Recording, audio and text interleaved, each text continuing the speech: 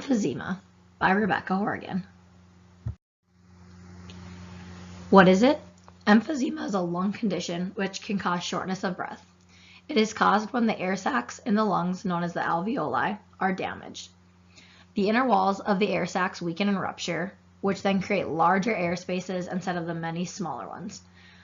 This reduces the surface area of our lungs and, in turn, the amount of oxygen that can reach our bloodstream. How does a person get it? Most people with emphysema also have chronic bronchitis.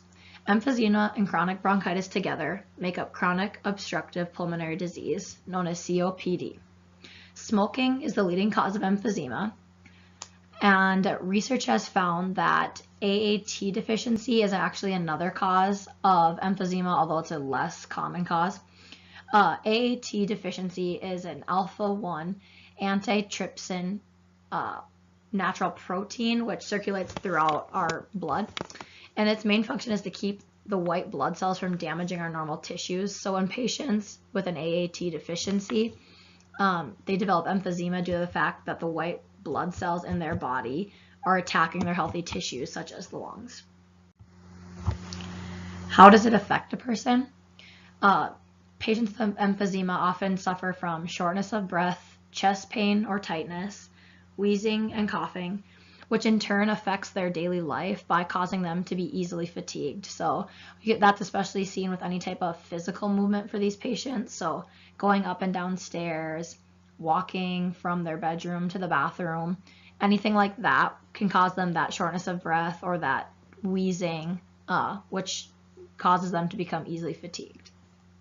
According to the National Health Interview Survey, the prevalence of emphysema is 18 cases per 1,000 people. This is felt to be an underestimation, though, because most patients do not present for medical care until the disease is in its later stages. So the prevalence is more likely higher than these 18 cases per 1,000 people, but most of those patients are in the earlier stages of the disease.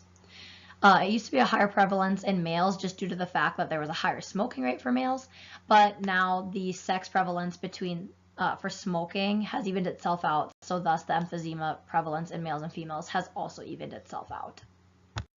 Medications for treating emphysema include nicotine transdermal patches, which help a patient quit smoking, bronchodilators, which decrease the muscle tone in both the small and large airways of the lungs, thereby increasing the ventilation, corticosteroids, which attempt to moderate the inflammatory component of COPD, thus helping a patient be able to breathe easier, as well as supplemental oxygen, which can be utilized up to 24 hours a day for some patients. In my first study by DeSimon et al., a 65-year-old patient with combined pulmonary fibrosis, emphysema, and respiratory failure who was receiving long-term oxygen therapy underwent physical retraining with moderate intensity aerobic and breathing exercises for 4 weeks.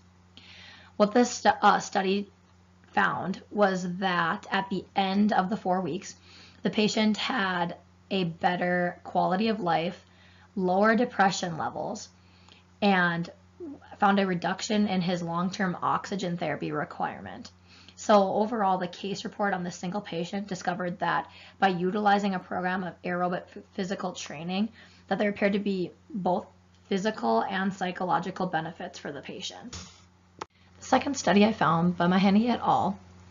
Aimed at evaluating the effects of low-level laser therapy and inspiratory muscle training on interleukin, which is a marker of inflammation, on those patients who suffered from COPD, and to determine if one or both of these treatments could decrease that interleukin level.